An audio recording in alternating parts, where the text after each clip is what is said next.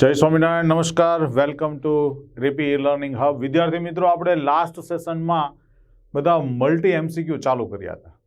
તમે યાદ હોય તો આપણે તત્વયોગમિતિના પ્રમાણ પરના આધારિત એમસીક્યુ જોયા, પ્રમાણ સૂચક સૂત્ર, અણુસૂત્રના એમસીક્યુ જોયા, અને થિયરી સાથે સાથે આપણે લગભગ દરેક ટોપિકના 10-10, 5-5 એમસીક્યુ જોઈ લીધા, લોટ્સ ઓફ એમસીક્યુ સોલ્વ કર્યા। હવે આવે છે મલ્ટી, બધા મિક્સ એમસીક્યુ। કયો ટોપિકમાં કયું આપણે સિદ્ધાંત લગાડીશું એ હવે તમે ખુદ જાતે નક્કી કરશો। મિત્રો, અહીંયા તમે જુઓ તો 2.3 ગ્રામ નાઇટ્રોજન છે, 34 લઈ લો, આ નાઇટ્રોજનનું દળ છે, અને સાથે ઓક્સિજનનું દળ આપ્યું છે 5.34 ગ્રામ। તો આ સંયોજનનું સામાન્ય સૂત્ર કયું? તો તમે જોઈ શકો છો, આને હું મોલ શોધો તો આના પરમાણુ ભાર વડે હું ભાગી દઉં એટલે આના મોલ મળે, અને આના પરમાણુ ભાર વડે ભાગી દઉં એટલે એના મોલ મળે। રેડી? ચલો ભાગાકાર કરીએ મિત્રો। 14 નો ભાગ ના ચાલે એટલે 0, પણ 14 ને 23 વડે ભાગવું હોય તો, એટલે એનો મતલબ 23 ભાગ્યા 14 કરીએ તો 14 એકા 14, 9 વૈધા, 94 થાય, 14 સત્તા ને 84, 14 છંગ 14 સત્તા 98 થાય, 14 છંગ 84 થાય, તો 14 છંગ 84। વિદ્યાર્થી મિત્રો બરાબર જોજો, અહીંયા પણ ભાગ ના ચાલે એનું શું?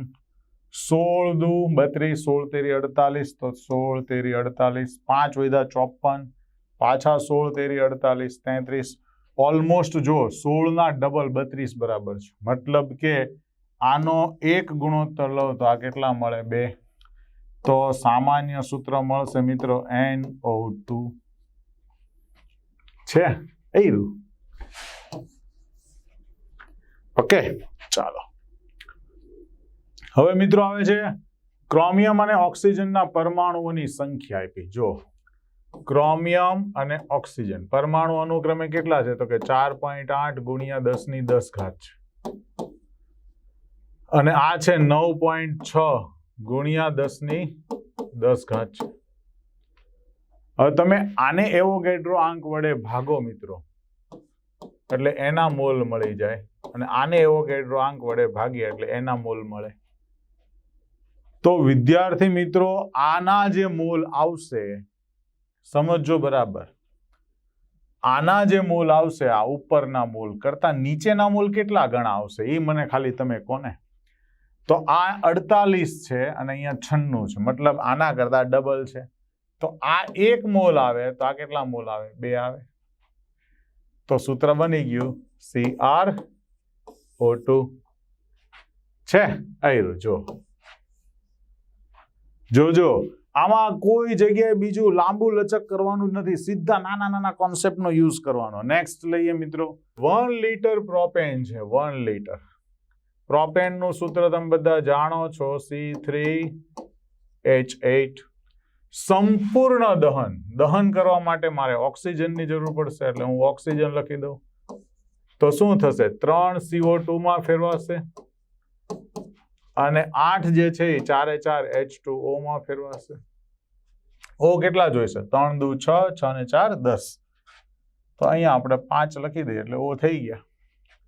હવે એમ કીધું છે મિત્રો, 0 સેલ્સિયસ તાપમાને ને 1 વાતાવરણના દબાણે, 0 સેલ્સિયસ તાપમાન એટલે મિત્રો આ થઈ ગયું 273 કેલ્વિન, આ થઈ ગયું 1 વાતાવરણ, એટલે એનો મતલબ એમ થયું કે આ એસટીપી સ્થિતિ જેવી જ આવી ગઈ, એટલે કે 1 મોલ હોય તો 22.4 લીટર આપણે ગુણી દઈશું।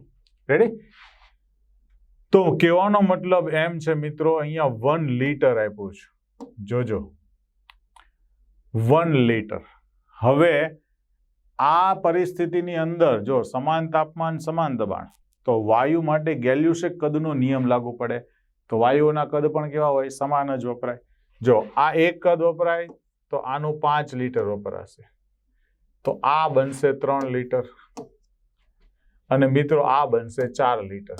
જો બધા ગેસ ફોર્મમાં છે એટલે હો મિત્રો, ખાસ યાદ રાખજો વાયુ કદમયનો નિયમ। રેડી? આ યાદ રાખવાનું છે। આ 1 લીટર તો આ 5 લીટર, કેમ? તો કે 1:5 પ્રમાણમાં છે। તો આવી ગયો જવાબ। જો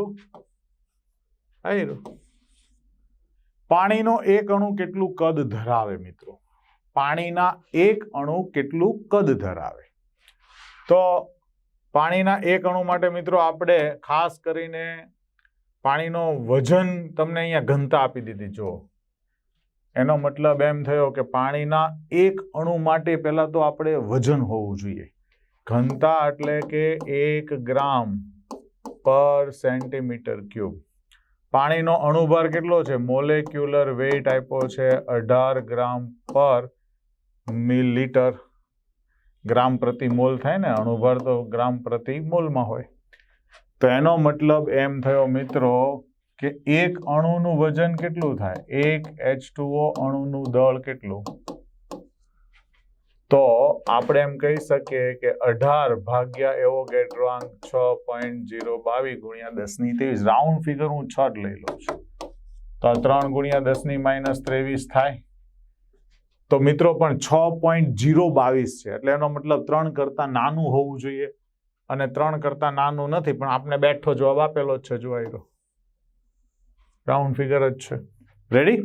આ નિયરેસ્ટ ટુ 2.9999 આવે, પણ આપણે કેટલું લઈ લીધું છે? 3. તો આ ગ્રામ છે એકચ્યુઅલી, પણ 1 ગ્રામ બરાબર 1 સેન્ટીમીટર ક્યુબ છે, એટલે આટલા જ સેન્ટીમીટર ક્યુબ પણ થાય. ઓકે, ચાલો નેક્સ્ટ. 6.5 ગ્રામ PbO અને 3.2 ગ્રામ HCl. હવે તમે જોજો જરાક. PbO વત્તા HCl gives lead 2 chloride. What is this? lead, આ 2 એટલે +2 અને ક્લોરાઇડ એટલે Cl-, પણ એ કેવા થશે? 2 થશે ને, એટલે બોલાય PbCl2 બને. બરાબર? અને વધારાનું જેટલા O છે ને મિત્રો, એ આ H સાથે જોડાઈને H2O બનાવતું હોય. તો વિદ્યાર્થી મિત્રો આપણે જાણીએ કે આને 2 લેવું પડશે સંતુલન માટે. હવે આપણને એમ કીધું છે કેટલા મોલ આના બને, તો આપણને 6.5 ગ્રામ આ પણ આપ્યું જો, અને 3.2 ગ્રામ આ આપ્યું છે. હવે તમે વિચારો PbO નો અણુભાર કેટલો થાય? તો કે લેડનો છે 207, આનો થાય 16, એટલે 7 ને 16 23, તો આ 223 થશે. અને આનો થશે મિત્રો 35.5 ને બદલે 36.5. કેમ? તો કે 35.5 વત્તા 1 36.5. હવે તમને ખાસ મારે એ સમજાવવું છે મિત્રો કે આને ભાગ્યા 1 કરો, આને ભાગ્યા 2 કરો, તો જવાબ નાનો કોનો આવશે? તો અહીંયા આપણી પાસે ખાસ રહેશે કે 6.5 છે, એટલે આપણે નિયરેસ્ટ ટુ જવાબ લાવવાની ટ્રાય કરીએ મોલની. બરાબર? એકચ્યુઅલી આમાં તો શું છે, આ મોલ આવી ગયું, તો હવે હું અહીંયા સીધું મોલ કરી દઉં, આ મોલ લખી દઉં. બરાબર?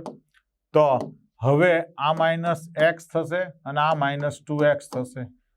જે LR હશે, લિમિટિંગ રિએજન્ટ, એના બરાબર આપણે શું કરશું? 0 ધારી લઈશું. તો એનો મતલબ એવો થયો મિત્રો કે તમે સમજી જાઓ કે જો અહીંયા 36.5 છે ને અહીંયા 65 ની નીચે 223 છે, તો આ જ નાનું થશે ને. રેડી? હવે 65 ના હું કદાચ અહીંયા ડબલ પણ કરી દઉં મિત્રો, જો અહીંયા સમજાવવા માટે હું કરું, જોજો. 3.2 ભાગ્યા 36.5, 36.5 ને ઉપર નીચે હું 2 વડે ગુણી દઉં મિત્રો, તો આ 71 થઈ જાય અને ઉપર 6.4 થઈ જાય. હજુ એને હું ડબલ કરું મિત્રો, કેમ કે મારે 2 વડે ભાગવાના પણ છે ને, તો આ 71 દુ 142 થાય અને આ થશે 12.8 થશે. તોય જુઓ આ નાનું રહેશે, મતલબ આ આપણો LR છે. તો x બરાબર મળી ગયો 6.5 ના છેદમાં 223. આ આવી ગયું, તો આપણો x આ જ છે ને. તો એનો મતલબ એમ કે 6.5 ભાગ્યા 223 એ જ આપણો જવાબ છે. હવે આમાંથી કયું હશે? તો એને માટે આપણે થોડીક માથાકૂટ કરીએ. જો 65 છે ને મિત્રો, એને આપણે 223 ગુણ્યા અહીંયા 10 કરી દો. વિદ્યાર્થી મિત્રો ખાસ જોજો, મને એવું લાગે કે 6 ચોક 24 થાય, એટલે 4 વડે ગુણો ને તો 240 ઉપર થઈ જાય, પણ 3 વડે ગુણો તો આને ગુણ્યા 3 કરું તો 3 પંજા 15 નો પાંચડો વધી પડી 1 6 તેરી 18 18 ને 1 19 જેવું થશે એટલે કે 195 જેવું થાય એટલે કે આ 3 વડે થાય છે નિયરેસ્ટ ટુ 3.2 જેવું થાય 3.34 જેવું 3 લઈ લો ચાલો તો એનો મતલબ એમ થયો કે આ જવાબ જે છે એ 1/33 જેવું છે રેડી 1/33 નો મતલબ એમ થાય મિત્રો કે 33 તારી 99 એટલે 0.3 થશે સોરી 0.003 થશે 03 થશે એટલે આપણો જવાબ આવશે મિત્રો 0.029 રેડી જો ન સમજાયો તો હજી એકવાર જોજો આ મારે 1/33 કરવું હોય તો કેટલાક લોકોને નહીં સમજાય તો પહેલું ભાગ ન ચાલ્યું મીંડું મૂક્યું ભાગ ન ચાલ્યું પાછું મીંડું મૂક્યું હવે 100 થયા તો હવે 33 તારી 99 થાય તો 0.03 આવ્યું એટલે મેં 0.03 લખી દીધું તો આ થઈ ગયું 0.029 મોલ મળ્યું રેડી નેક્સ્ટ બીજું લઈએ જો કાર્બન હાઇડ્રોજન અને ઓક્સિજનનું પર્સન્ટેજ છે કાર્બન હાઇડ્રોજન અને ઓક્સિજન ચાલો પર્સન્ટેજ તમને આપી દીધા છે મિત્રો કાર્બનના 38.71 હાઇડ્રોજનના આપ્યા છે 9.67 તો વધ્યું ઈ કોણ હશે તો ઓક્સિજન ઓક્સિજન કેટલું હોય આ બેયનો સરવાળાને 100 માંથી બાદ કરો એટલો ચાલો 7 ને 1 8 8 ને અંદર ઉમેરીએ 2 એટલે 10 વધી પડી 1 7 ને 8 ને 6 14 14 ને 6 20 વધી પડી 2 8 ને 2 10 10 ને 9 19 ને 1 20 વધી પડી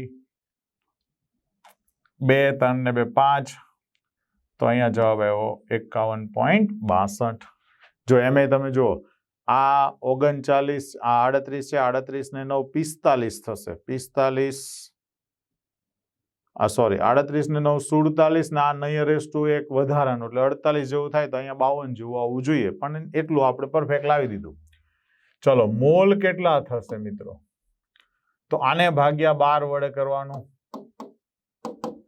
આને ભાગ્યા 1 વડે કરવાનું અને આને ભાગ્યા 16 વડે કરવાનું કેમ કે પરમાણુ ભાર વડે ભાગવું પડશે તો 12 તેરી 36 2 વૈધા 27 12 દુ 24 3 વૈધા 12 દુ 24 નિયરેસ્ટ ટુ 3.22 આવે છે આ છે 9.67 એકા 9.67 જો 16 તેરી 48 3 વૈધા 36 16 દુ 32 4 વૈધા 40 16 દુ 32 નિયરેસ્ટ આવ્યું તો એનો મતલબ ગુણોત્તર કેવો આવ્યો જો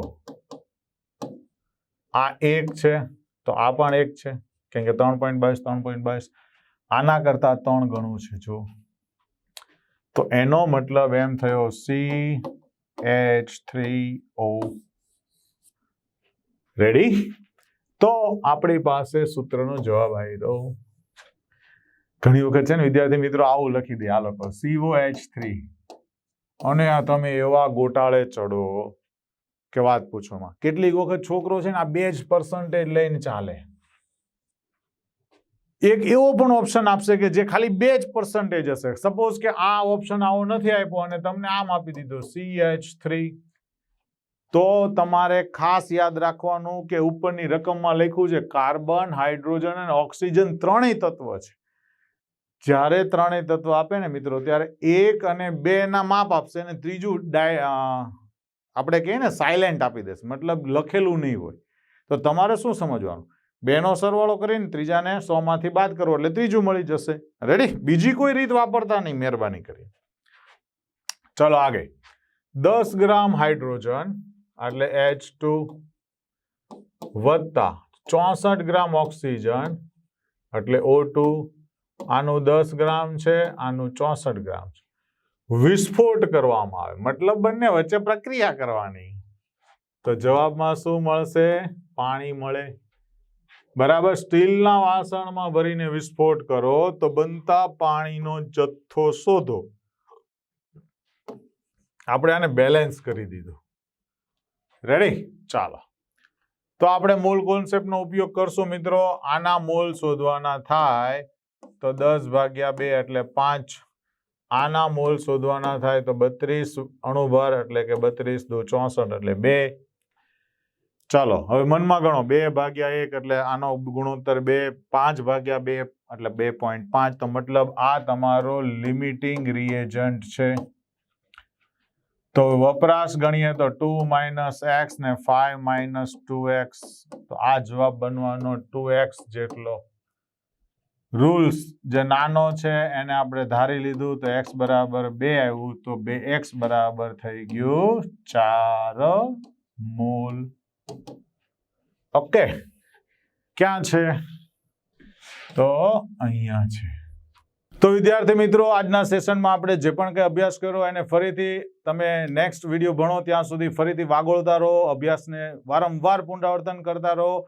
રિપીટના આ જ વિડીયોનું વારંવાર પુનરાવર્તન કરવાથી આપણો ટોપિક વધારે ને વધારે સક્ષમ બનશે, સારો બનશે.